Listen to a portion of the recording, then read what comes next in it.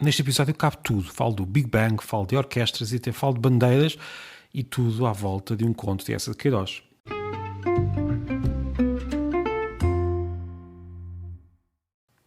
Bem, e acabámos de chegar ao episódio 50. Confesso que tinha dúvidas no início se conseguiria manter um podcast diário durante tanto tempo, mas agora já estou a ganhar o hábito de fazer estas pequenas gravações, por isso espero conseguir chegar ao 100. Vamos ver se consigo chegar ao 100, pelo menos. Isto vai ser 50 de cada vez, mas estamos no episódio 50. E, por acaso, ontem, o dia anterior ao episódio 50, foi o dia em que mais pessoas ouviram este podcast. Portanto, estou contente com isso e também me ajuda a ter força para continuar.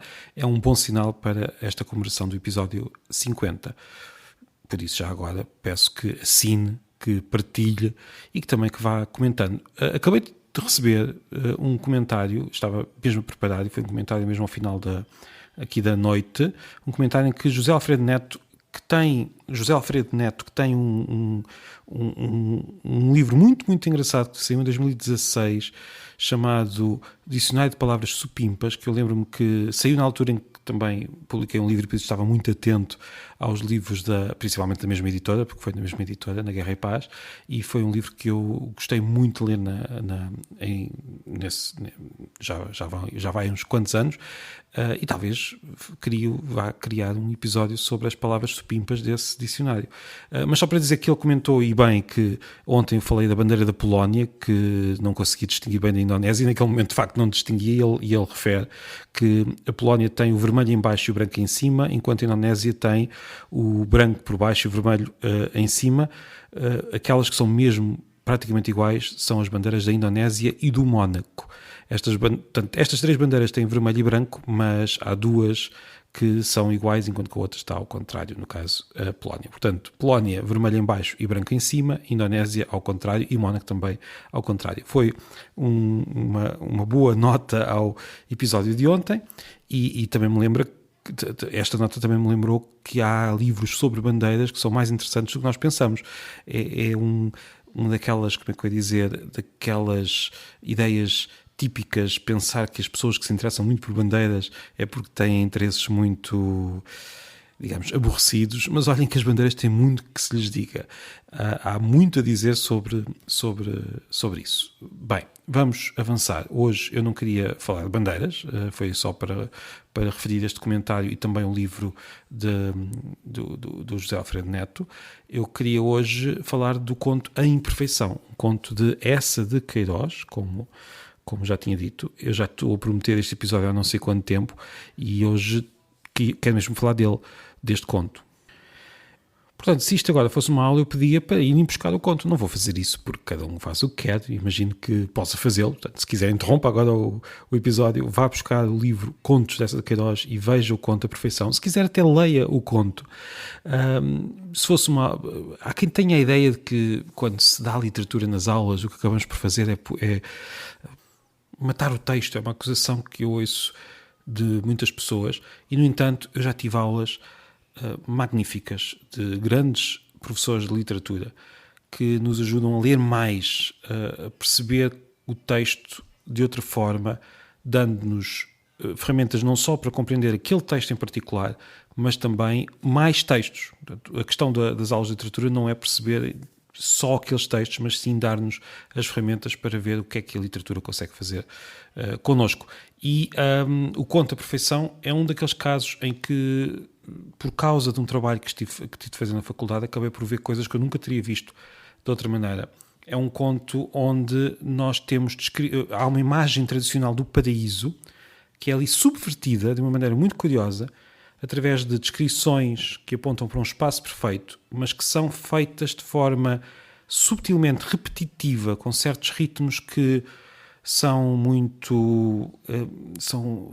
mais uma vez repetitivos, ritmos que nos levam, através até da repetição dos próprios sons. Eu lembro-me de estar a fazer este trabalho e estar a reparar nos sons que eram usados nas várias palavras, sons muito repetitivos, muitas assonâncias, que levam o leitor a sentir um enjoo com aquele paraíso. Um enjoo semelhante ao enjoo que Ulisses sentia, que leva um leitor a querer sair, a querer fugir daquele paraíso, a querer ir para Ítaca, a querer ir para, numa expressão que termina o conto, para a delícia das coisas imperfeitas. É um conto que tenta elogiar a imperfeição humana em contraste com a perfeição, neste caso, da deusa e dos paraísos divinos.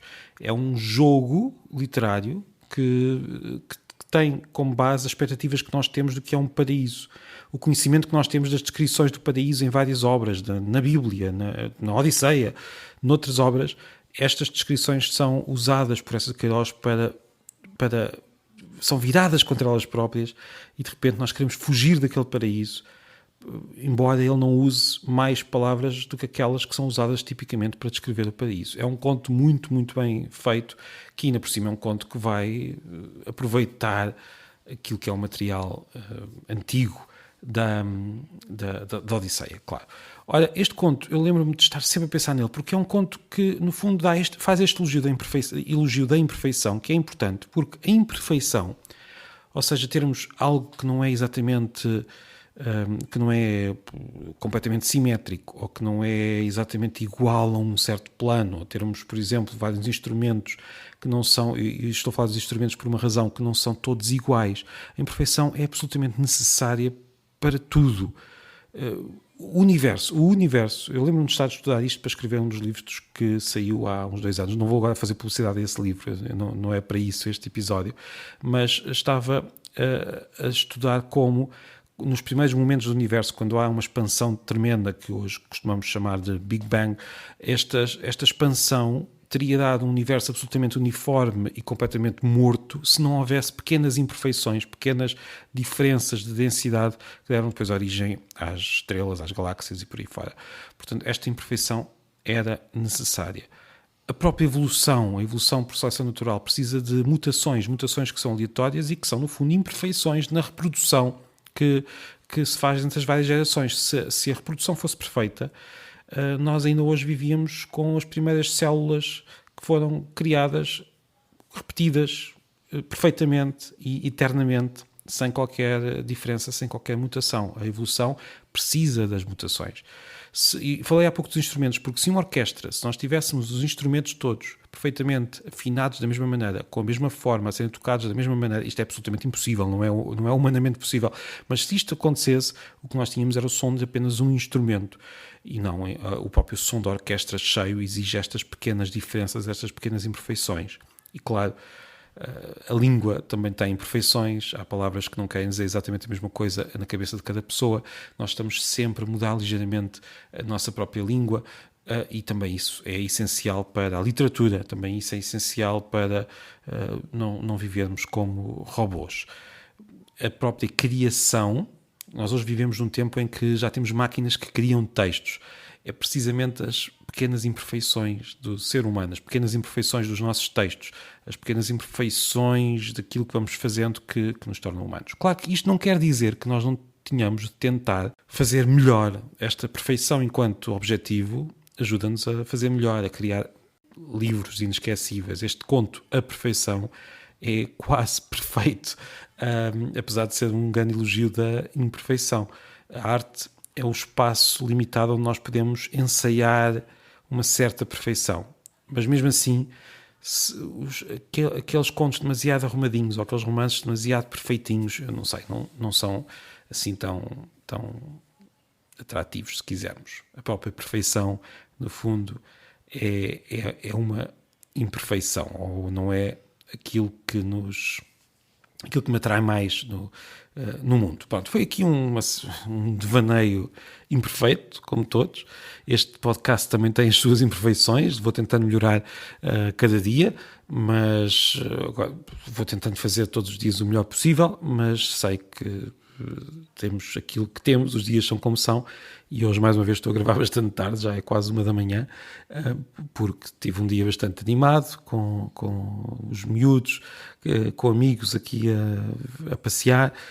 Têm sido os dias de agosto bastante bons, porque é sempre bom também estes dias de descanso e de aventuras, mas estou cansado, mas estou a fazer este episódio que marca o número 50 e espero continuar. Espero que esteja a gostar desse lado e vamos nos vendo. Não se esqueça que gostaria muito que assinasse nas plataformas e que partilhasse e também que fosse dizendo aquilo que vai achando sobre estes episódios. Não sei ainda muito bem, eu tenho aqui alguns planos para os próximos episódios desta semana. Eu tenho, algumas semanas têm temas, outras não, neste caso é uma semana sem grande tema. Tenho ainda aqui algumas promessas de revelar quais foram os primeiros livros de alguns dos leitores. Espero ainda lá chegar a essas revelações, mas para já desejo uma boa terça-feira e espero contar consigo para os próximos 50 episódios até chegarmos ao episódio número 100. Hei de pensar numa grande festa para esse momento que ainda está a uns meses de distância. Muito obrigado por me estar a acompanhar neste podcast, é um grande prazer e até amanhã. Já agora, eu estava a dizer que este podcast tem algumas imperfeições, pode ser do som, pode ser dos temas, o que for, e apesar do elogio da imperfeição que eu fiz há pouco, diga-me, dê sugestões de como posso melhorar, que é também para isso bem, não é para isso, eu estou aqui porque gosto de criar, gosto de fazer estes pequenos episódios, de conversar sobre os livros, mas ficaria muito contente se me fosse dando estas sugestões para que o podcast seja cada vez melhor. Muito obrigado, até amanhã.